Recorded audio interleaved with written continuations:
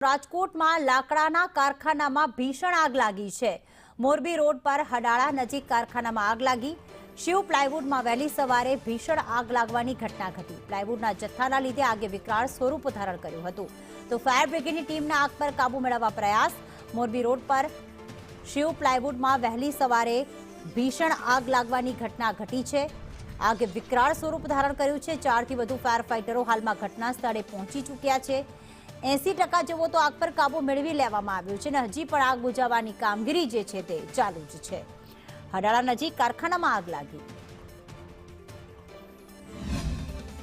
Morbi road ઉપર હડાળાના પાટિયા પાસે આવેલ શિવ પ્લાયવુડ નામની ફેક્ટરીમાં આગ લાગવાના ખબર મળતા Railnagar fire station, Virpara fire station, BRC fire સ્ટેશનથી ફાયરના ટેન્ડરો સાથે ઘટના સ્થળ પર જઈ આગ બુઝાવવાની પ્રોસિજર હાલ ચાલુ છે।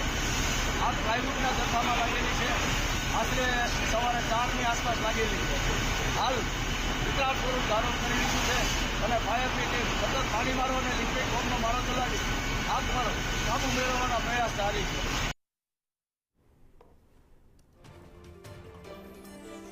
તો જે પ્રમાણે એક્સક્લુઝિવ આ દ્રશ્યો કે જેમાં 80% તો આગ પર કાબુ મેળવી લેવામાં આવ્યો છે।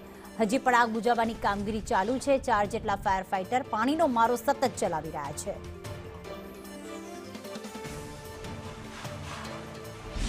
રાજકોટ નજીક આવેલું હડાળા ગામ છે કે જ્યાં શિવ પ્લાયવુડ નામની ફેક્ટરી છે, ત્યાં આગ લાગી છે। અત્યારે જે આ ફાયર બ્રિગેડની ટીમ છે તેના દ્વારા આગ પર કાબુ છે તે મેળવવામાં આવી રહ્યો છે।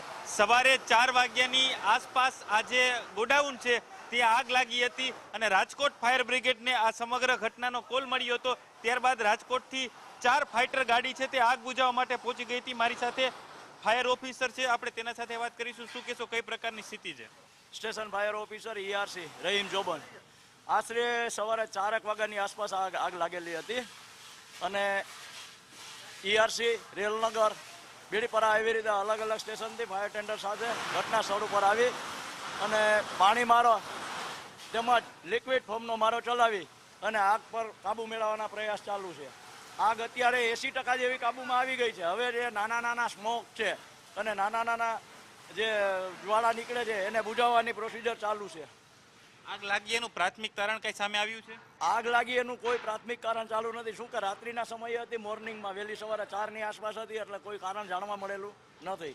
આ ગોડાઉન છે, આમાં કોઈ લોકો ફસાયા હતા આગ લાગી ત્યારે? નહીં, ત્યારે તો સંપૂર્ણ માલિકનું એવું કહેવું છે કે કોઈ હતું નહીં, એમ બંધ હતું। માલિક કોણ છે આના?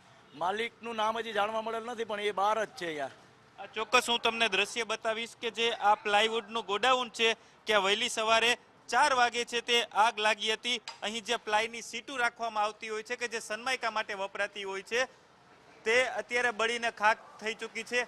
લાખો રૂપિયાના જે સામગ્રી હતી ફર્નિચરને લગતી તે તમામ અહીં રાખવામાં આવી હતી। શિવ પ્લાયવુડ નામનું આ ગોડાઉન છે કે જ્યાં વહેલી સવારે 4 વાગ્યે આગ લાગી હતી। આગનું કારણ છે તે હજુ પણ અકબંધ છે। 80% આગ છે તે હજુ કાબુમાં આવી ચૂકી છે પરંતુ 20% આગ છે તે કાબુમાં આવવાની બાકી છે। સવારે 4 વાગ્યાથી અહીં 4 ફાયર ફાઇટરો છે કે તેના દ્વારા તનતોડ મહેનત કરવામાં આવી હતી અને આગને છે તેને કાબુમાં લેવાના પ્રયાસ છે તે કરવામાં આવ્યા હતા। કેમેરામેન વિપુલ બોરીચા સાથે દિવ્યેશ જોશી, સંદેશ ન્યૂઝ, રાજકોટ।